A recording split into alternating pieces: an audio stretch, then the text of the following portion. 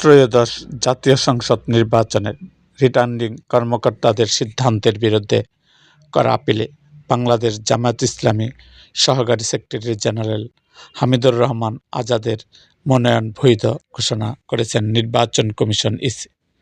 তিনি কক্সবাজার ২ আসন থেকে নির্বাচনে অংশ নিচ্ছেন।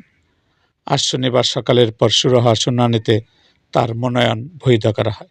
স্থানীয় পর্যায়ে মনোনয়ন বাতিলের সিদ্ধান্তে আপিল করা প্রার্থী ও তার প্রতিনিধিরা সকাল ১০টা থেকে শুরু হওয়া এ শুনানিতে বিকাল ৫টা পর্যন্ত অংশ নেবেন। রাজধানীর আগারগাঁওয়ে নির্বাচন কমিশন কার্যালয়ে শুনানি হচ্ছে।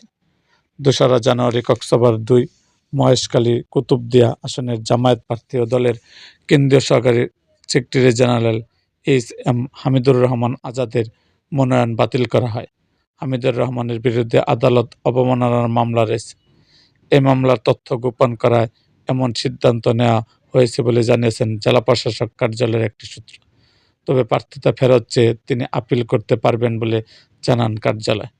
নির্বাচন কমিশনের পক্ষ থেকে জানানো হয়েছে, ত্রয়োদশ জাতীয় সংসদ নির্বাচনে মনোনয়নপত্র বাছাইয়ে রিটার্নিং কর্মকর্তাদের সিদ্ধান্তের বিরুদ্ধে নির্বাচন কমিশনে মোট ৬৪৫টি আপিল আবেদন জমা পড়েছে।